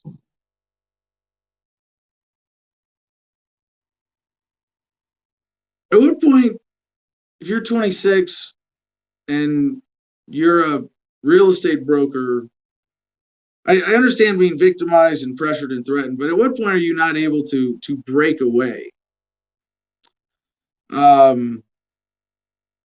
Not that I'm doubting Epstein and Ghislaine were into some serious shady shit, but there's a huge amount of misinformation around that story still that is really yet to play out. So I know our CEO CJ was pretty keen on all the Epstein Maxwell stuff, so we are keeping an eye on things, but I'll try to avoid the continuous drama updates on this narrative as well. From The Sun, twisted trend, inside horrific death streaming craze, where viewers pay to watch torture, humiliation, and death live on YouTube. A dark and sinister new trend has emerged in live streaming as sick YouTubers inflict torture, bury people alive, and even kill for cash. Known as trash streaming, the disturbing yet lucrative subculture, which is rife in Russia, sees video content creators broadcast their dangerous and sometimes bizarre or chaotic actions live via a webcam or smartphone. It's kind of like live horror shows. But what sets these apart from the average stream video is the depraved nature of stunts and the fact viewers send donations along with requests for what the vlogger should do next. It's become so extreme that in recent months, a pregnant woman has been killed and a mom of 3 allegedly raped live on camera. The twisted side of the trend often attracts those who, incentivized to make quick cash, are willing to push the boundaries to stand out, gain more viewers, and draw on more money. Streamers are often seen drinking on cameras. They seemingly commit physical and emotional abuse, sometimes forcing people to commit grotesque acts such as eating maggots or fish guts. And while the participants often assure they are willing volunteers, in some videos they are seen begging their tormentors to stop as they scream for help. Now, I don't actually have a problem with this video trend itself. I have a problem with what it reflects. Someone said red room light, never heard of that, but I assume this is merely an evolution of something that has been going on for a long time, and I think the horror genre is a great example of this. People want to experience fear. It scare me, like it's why. I'm not into horror films. Like, to me, I don't enjoy being afraid. Like, just why train yourself to be afraid? Why indulge in negative emotions? You're training your brain. See, that's the deeper negative thing here. But there are all sorts of other negative things you want to cringe. And I feel like I'm such an empath. I'm weirdly sensitive when people talk about injuries because I've experienced enough, and I'm pretty good at handling my own. But when someone says, "Oh, then I hit my finger with this and poked a hole in it," and it's like, like I feel like I get a sensation. And there are people who want to feel that. And that's what I have a problem with. Is that I think this is a reflection of, how do I put this accurately? Because I want to say not just sort of unhealthy aspects of human mental health overall. And who's to judge? What's the standard? But I think we can fairly say that if you're going online and your way of getting your kicks is paying people to stage horrific things to other people, you're probably not coming from a good place with that, right? Now, as for these actions themselves, or the videos themselves, right? I assume 99% of it is mostly staged, right? Uh,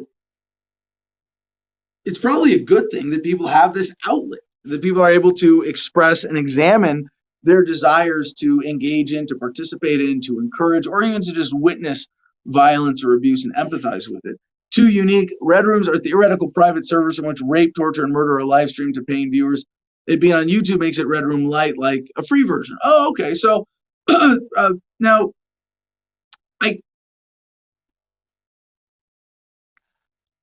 I hope you're using inaccurate language here, Mr. Uni. Put that back up, because you said that rape, torture, and murder are live streamed. No, staged rape, torture, and murder are live streamed. Big difference.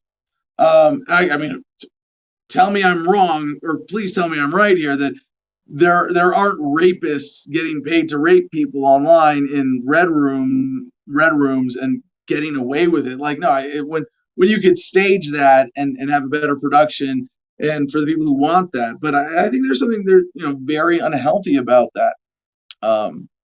But to what degree? Is he? I wouldn't say, hey, let's take all scary moments out of all movies because I don't like horror films. No, obviously I'm not saying that.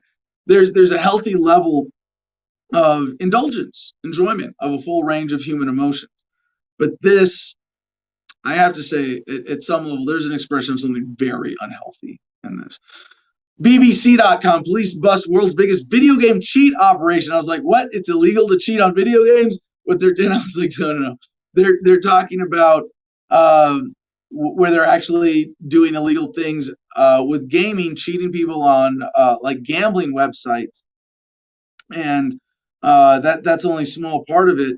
But of all the crimes and victimless crimes and virtual bullshit, it's sad that the police are doing this. But collaborative effort between Chinese police and gaming giant Tencent. Oh, really? Corporations helping police to crack down on people who are challenging their business model. No shit. Has led to the closure of what police say is the biggest ever video game cheat operation. The gang designed and sold cheats to popular video games, including Overwatch and Call of Duty Mobile. I'm pretty sure those don't involve gambling. Roughly $76 million in revenue was made by the organization, which charged a subscription fee to clients. Police seized assets worth $46 million, including several luxury cars. The operation was called Chicken Drumstick and had a website selling to hundreds of counties and regions. Local media reported prices ranged from $10 a day up to $200 a month. Kunshan police found and destroyed 17 cheats. They destroyed the cheats. They don't exist anymore. Right. And arrested 10 people in connection with the ring. It said the world's biggest cheating case. It is because of the large sums of money and games involved. So, with players able to win millions in gaming tournaments around the world, a crackdown on cheating has intensified in recent years. In 2019, a survey revealed around a third of gamers admit to using cheats to improve their chances online. Pretty common. Several high-profile gamers have also quit platforms over the rise of cheating on some games. Cheating in gaming is as old as gaming itself. But with the rise of player versus player titles in online competitions, cheating is no longer just about giving yourself an advantage over the computer baddies. Cheating is literally ruining gaming, and large companies like Tencent know it. This latest operation shows how seriously the Chinese company and other game makers are taking the issue. It comes off the back of large public displays of aggression towards cheaters and other titles like Warzone and Fortnite. Okay. I really have no idea about the world of gaming here. But as it says, what used to be a cottage industry of hackers exposing glitches in the code of games has now become a massive criminal enterprise. And one of the things that's fucked up about the story is, like, you compare this to a business that's getting ripped off because they can't afford locks for the back door. They can't fix the code. Instead of fixing the code, they just ask a politician to station a cop at their back door and shoot anybody who comes near it. No, take responsibility for your own security and be righteous about it rather than punishing people for just walking in your open door. Mike Freeman, Chinese police, maybe maybe they'd have something better to do. Okay, so in another drama-filled case that I put off, but I think it's worth covering now. Firefighter, the George Floyd case. We go to APnews.com. Firefighter blocked from helping Floyd returns to stand. Yeah, Minneapolis firefighter who wept as she recalled being prevented from using her EMT training to help George Floyd will be back on the stand Wednesday in the trial of the fire police officer charged in Floyd's death. As she said, this is Genevieve Hansen, and she is testifying in her dress attire. There was a man being killed. I would have been able to provide medical attention to the best of my abilities, and this human was denied that right. So a lot of people who like courtroom drama, they're following the George Floyd case very closely. We'll come back to it when it's over for certain. Bloomberg at Yahoo Finance. The Suez crisis is over. No time to add up the damages. The Suez Canal may be open again, but the battle over damages from the waterway's longest closure in almost half a century is just beginning. With cargoes delayed for weeks, if not months, the blockage could unleash a flood of claims by everyone affected, from shipping lines to manufacturers and oil producers. The legal issues are so enormous that Alexis Cahalan, a partner at Norton White in Sydney, which specializes in transport law, if you can imagine the variety of cargoes that are in there, everything from oil, grain, consumer goods like refrigerators to perishable goods, that is where the enormity of the claims may not be known for a time. So, just one follow-up that we're seeing already. I think there is going to be more of that story that comes out. Mike Freeman, the overdose trial. That's a part of it. I don't mean to discount that, but that's one of the things that has to be adjudicated in the course of the George Floyd trial is, did he die from Officer Chauvin, kneeling on his neck, or did he die from an overdose? And I'm pretty sure they're going to try to make that case, and we owe it to the truth to hear it fully. But I don't think that's going to hold much water. Moose Girl 08, he did not overdose. He was high, but the cop killed him in the street. Yeah. It's way more likely that they're just trying to use that as the excuse in the defense. Vice.com. People's expensive NFTs keep vanishing. This is why there was no history of my ever purchasing it or ever owning it, said one confused NFT buyer. Now there's nothing. My money's gone. Didn't I tell you NFTs were going to be a scam? Last month, Tom Coonan, a property manager from Ontario, coughed up $500 worth of cryptocurrency for a JPEG of an Elon Musk-themed moon ticket from DARPA Labs, an anonymous digital art collective. He purchased it through the marketplace OpenSea, one of the largest vendors of so-called non-fungible tokens or NFTs, in the hopes of reselling it for a profit. It's like a casino, he said in an interview. If it goes up 100 times, you resell it. If it doesn't, well, you don't tell anyone.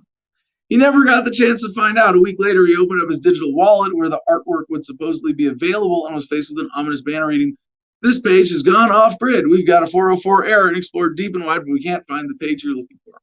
The artwork, which he expected to be on the page, disappeared entirely. There's no history of me ever purchasing it or ever owning it. Now there's nothing. My money's gone. Well, this is what you get for paying money for things of no value. From Axios, exclusive trust in tech creators. Trust in tech, including companies specializing in AI, VR, 5G, the Internet of Things, fell all around the world this year. The Edelman Trust Barometer found in a massive survey of 31,000 people in 27 countries. Let's see, what are the actual numbers here? Dropped 6 points to 70 on a scale of 100. Pretty significant. And then similarly, just a little follow-up story from AP, big tech Nevada repair shops clash over right to repair. If you never heard of this issue, you might be like, what, right to repair? I don't have a right to repair. Yeah, a lot of, well, here we go. Trade groups representing big tech companies faced off with independent repair shop owners Monday during a committee hearing in the Nevada legislature over a proposal that would require manufacturers to give repair shops the ability to fix devices like computers, phones, tablets, and printers. Whether government should require companies to provide independent shops rather than just authorized dealers access to the parts and schematics needed to fix the devices is one front in a larger societal battle over how to regulate the technology industry as their products become more necessary in everyday life. So here's how this comes out with the ethical analysis, right? I have a right to make an electronic device and sell it to you with a service plan and a contract where you agree that if you buy this device, you agree to only use it a certain way. But in order for your agreement with me to be legitimate, I have to have some sort of recourse, right? I can't just say, well, you can't do it or else.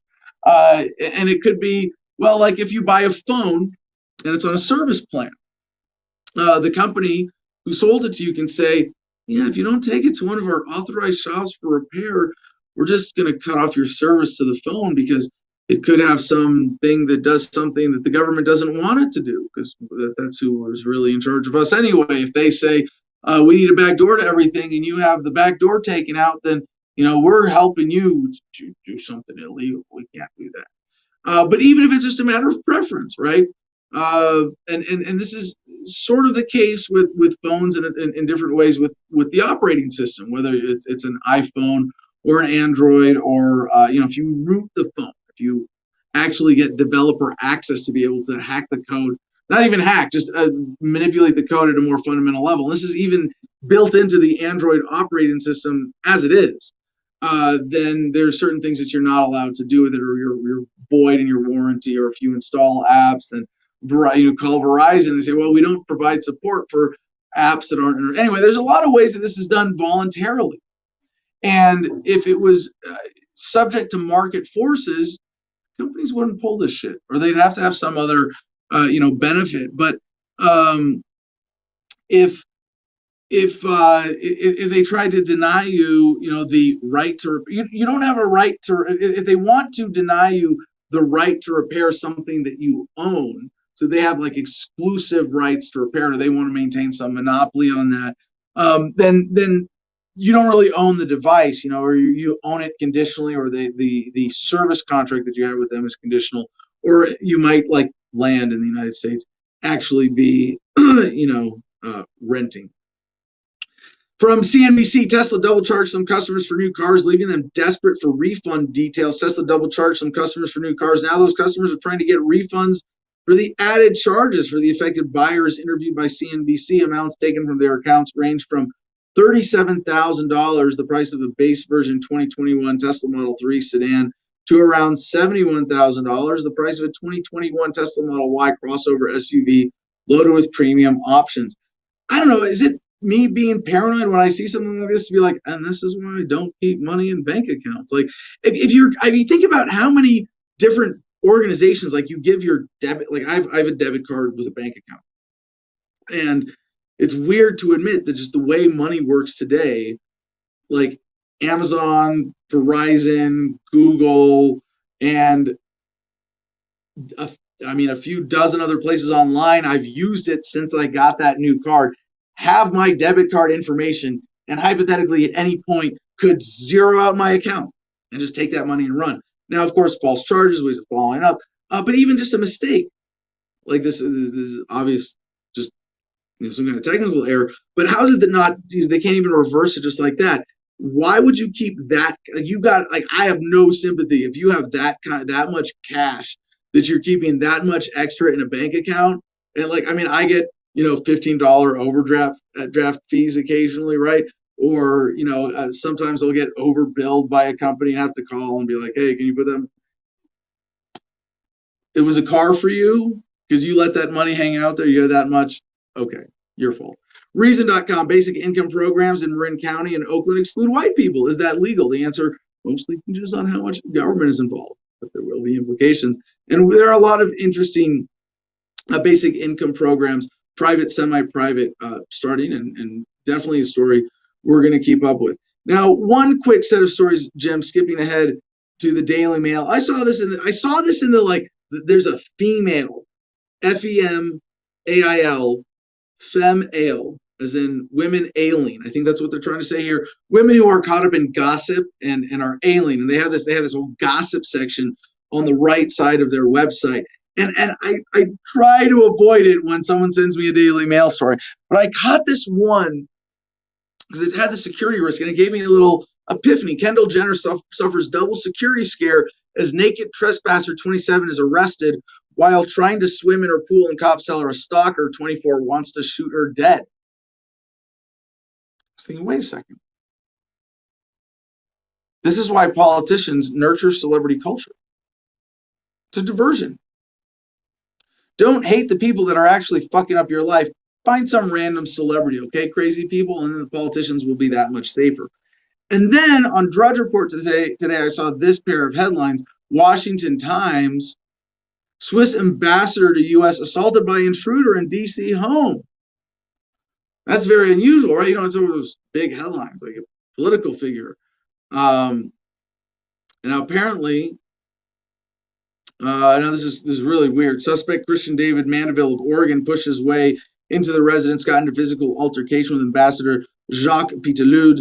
The Post reported the suspect used his arms to knock away the ambassador's arms. Mandeville then used his body to try and push his way past the ambassador's actions, pushed the ambassador backward. Yeah. So individual crazy person, for some reason, finds the Swiss ambassador, but this is the extreme rare case. And the follow-up story on Drudge was Drake knife terror. This is the Sun.com. Drake's $100 million Toronto home stormed by knife-wielding woman who was arrested after allegedly striking guard with a pipe. And I think the lesson here is that the way society is engineered today, celebrities are an even more prominent sort of face of the establishment to divert from those who are doing the real fucking you over. And that's it for our grab bag for today. We got a few more fun stories we're going to get to tomorrow for Thursday, but for now, let's check back in very quickly with Comment John. Did someone do better than no shirt, no shoes, no mask, no service, or are we giving it to Mr. Smith today? That's looking like it, Mr. Smith. If you're out there, drop an email at itsfreedomline.com. Producer at Jim at the Freedom Line. My bad. Sorry, Jim. We'll get producers, so you don't have to think about it. All right, like Jim. CJ has CJ and producer, so we have just the professional producer inbox. So thank you very much, John. Any closing thoughts on today's episode, number 600? Number 600.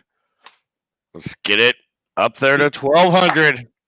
1,000's got to be the next big benchmark, right? We'll get there. Just 2 years, right? 2 years of weekdays, something like that. We'll get to about 1,000. Thank you so much. I hope you're with us that whole time as a co-host, John. Thank you very much for getting those comments up today. Great job, sir. All right. Producer Jim, take us home with the promos, please. All right. Great show today, guys. I take my COVID vitamins. Yes, take your COVID. Oh, did I? You know what? That reminds me. I don't even know if I played the COVID exit. I think I did. Never mind. Anyways, join our public Telegram channel. I didn't have the smoke weed every day ready. Sorry. While you're hitting it, I'll hit it with you. While we're sitting here smoking, you guys could be going onto your Telegram apps. Everyone that's watching this right now can get access to the channel t.me/Adam vs. Man that's on the bottom of the screen right now. That's for everybody.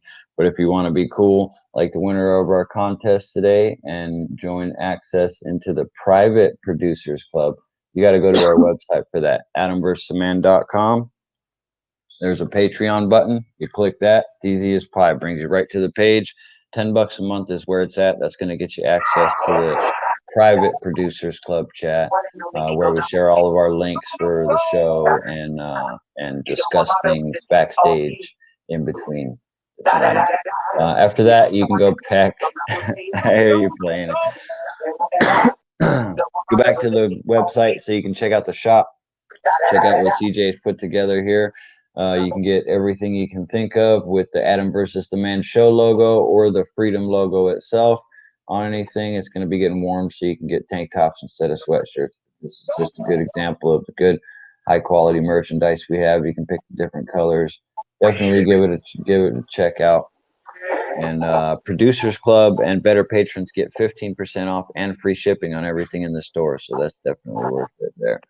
And also our Cigar Federation. We have a link there right on our website, adamversusman.com, takes you straight to cigarfederation.com. And they got a wide variety of cigars for you to choose from. Delicious. Oh, my thing's not even sharing my screen. I just came back to StreamYard and have to retry to share it. So let me show you how. Oh, there it is. Okay. I was confused for a second. Anyways, so join that. And Cigar Federation, you can use promo code Adam10. Please. Okay. Thank you. And if you're on Instagram, do Adam at the Instagram. At the Garden of Freedom on Instagram. And that's our show for today, right, Jim? Yep, you got it. Peace and love, y'all. Choose happiness. Be excellent to each other.